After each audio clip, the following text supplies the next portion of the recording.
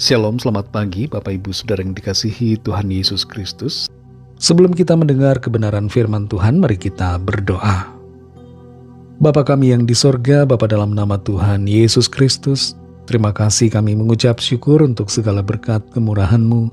Tuhan sudah menolong kami dan memimpin sampai hari ini. Kami ada karena anugerah-Mu dan karena rencana baik-Mu bagi kami semua. Saat ini kami mau mendengarkan sabda firman-Mu.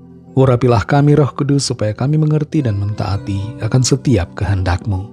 Dalam nama Tuhan Yesus kami berdoa. Haleluya. Amin. Saudara yang dikasihi Tuhan, ayat firman Tuhan saat ini terdapat dalam kitab Mazmur pasal 116 ayat 6-7. Tertulis demikian. Tuhan memelihara orang-orang sederhana. Aku sudah lemah tetapi diselamatkannya aku. Kembalilah tenang hai jiwaku, sebab Tuhan telah berbuat baik kepadamu.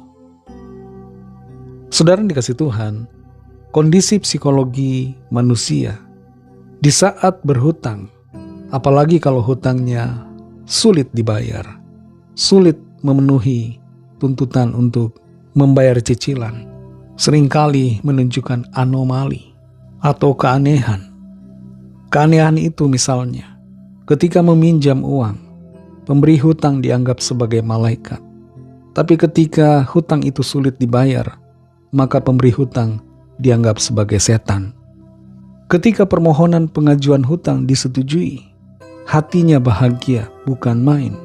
Tapi ketika sulit untuk membayar, segala sesuatu disalahkan. Pemberi pinjaman disalahkan, pemerintah disalahkan, dan segala sesuatu disalahkan. Keanehan lainnya adalah Tuhan seringkali menjadi sasaran kemarahan. Tuhan dianggap sebagai pembuat masalah, padahal yang melakukan hutang adalah diri sendiri. Selain itu, keanehan yang seringkali terjadi adalah kita merasa Tuhan tidak memberkati kita, padahal berkat-berkat Tuhan dan pemeliharaan Tuhan senantiasa dinyatakan. Cuma sayangnya berkat-berkatnya itu kita alokasikan untuk membayar hutang. Jadi ada kondisi perasaan bahwa Tuhan tidak memberkati hidup kita.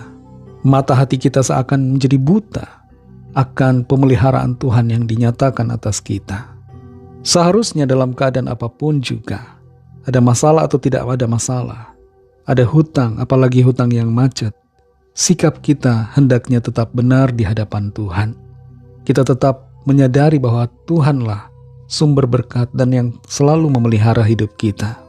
Dan jangan kita menyalahkan Tuhan atas masalah yang sedang kita hadapi. Jalanilah hidup dengan tetap percaya bahwa Tuhan sanggup untuk menolong kita sekalipun masalah yang ada adalah karena kesalahan kita sendiri. Dalam Mazmur 116 ayat 6-7 ini tertulis, Tuhan memelihara orang-orang sederhana. Aku sudah lemah tetapi diselamatkannya aku. Kembalilah tenang hai jiwaku, sebab Tuhan telah berbuat baik kepadamu. Ada kecenderungan ketika kita ada dalam masalah hutang, masalah berat yang menjerat, hati kita menjadi tidak tenang. Dan kita merasa bahwa Tuhan tidak memelihara hidup kita. Kita merasa bahwa Tuhan tidak baik kepada kita. Kebaikan demi kebaikan Tuhan bagi kita menjadi sirna di mata kita karena kita punya masalah, persoalan yang berat, masalah finansial yang menjerat kita, yang sebenarnya terjadi karena keserakahan kita sendiri, kecerobohan kita, kenekatan kita, atau karena keputusan kita yang salah yang dilakukan karena hawa nafsu. Pemazmur di sini mengajak kita untuk kembali tenang. Kembalilah tenang hai jiwaku, sebab Tuhan telah berbuat baik kepadamu. Tuhan itu berbuat baik kepada kita, saudara. Kondisi, kenyataan yang ada jangan membuat kita melupakan segala kebaikan Tuhan. Tuhan itu baik. Tuhan itu tidak pernah meninggalkan kita. Dia selalu memelihara kita. Dia mencukupi segala apa yang kita perlukan. Kalau ada di antara saudara yang saat ini sedang dalam masalah hutang, pinjol, dan berbagai hutang lainnya, mari jernihkan hati dan pikiran saudara. Jangan salahkan Tuhan. Jangan katakan Tuhan tidak baik kepada saudara. Tapi pujilah Tuhan yang senantiasa memelihara kehidupan kita sampai hari ini.